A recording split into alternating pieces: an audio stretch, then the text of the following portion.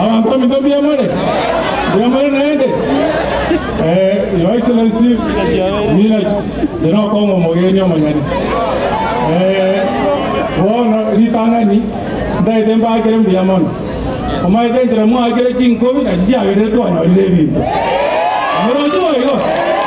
Abantu wakaloke na bangai. Hiyo swali watu hana mgeni njoo mwenyeji afanye nini? Si tumepona. So, Your Excellency, unajua Kiswahili inakuwa namna hiyo, mgeni njoo mwenyeji apone. Sasa ile mambo ambayo nimezungumza, wale viongozi wamezungumza mbele yangu, wameshazungumza. Na rais, mimi nataka nikuambie hii hospitali ya Keroka, mimi nilizaliwa hapa. Mama yangu alikuwa anafanya hapa zaidi ya miaka 24. Ndio maana nimekuwa nishughulika na PS kuhakikisha kwamba equipment zote zimefika. Sasa mimi nataka nikuombe rais, kwa sababu leo umesimama Keroka, sisi tunataka wewe uadopt hiyo hospitali kama yako. Utuwekee face, hata maji sangira tunakatiwa bili, wewe tujengee boho hapa tuko na kila. Sababu hiyo. Tupate boho maji iwe sawa sawa.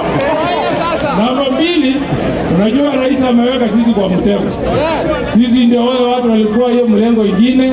Leo amesema tufanye kazi pamoja. Watu wa Keroka mnakubali? Mmenipa ruhusa tufanye kazi na rais. Sasa ile nafasi umetangaza, Your Excellency. Hii walimu, unajua watu ya Kisii shamba ni kidogo, vitu tu tunajua ni masomo. Hii walimu wakiandikwa 20. Wewe ita sisi kando tumwagie 5,000 tupate kwa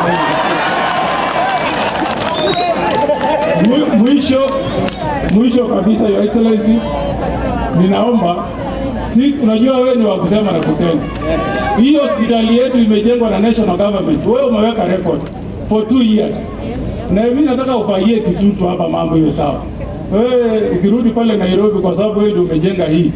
Na hii constituency ni kubwa hii ya Kitutu, mrefu kutoka hapa Kameramanga huko mbali. Mimi naomba uambie military tena wakimbia hapa Gesima watutuagie level 4 hospitali nyingine.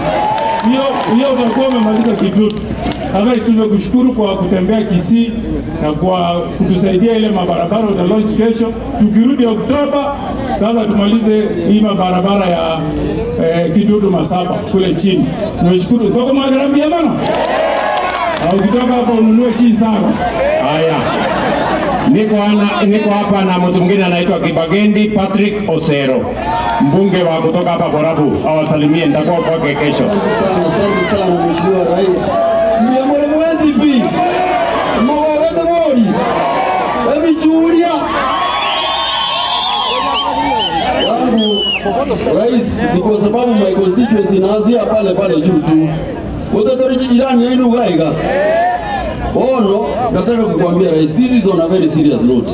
Watu naitore ngwanya na gitari Tenwek, si ndio?